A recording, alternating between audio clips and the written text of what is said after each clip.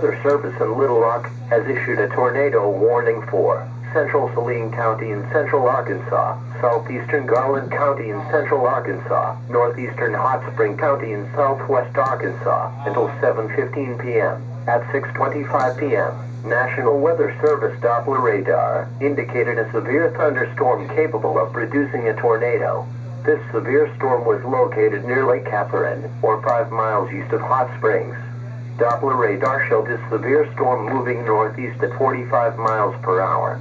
Locations in the path of this dangerous storm include Hot Springs, Benton, Lonsdale, Lake Norrell, Lake Catherine, Hurricane Lake, Hot Springs and ATL Park, Haskell, Woodland Hills, Wilson Springs, Red Oak, Owensville, Nance, Magnet Cove, Grape, Glenrose, Crows Congo. This includes Interstate 30 between mile markers 101 and 121.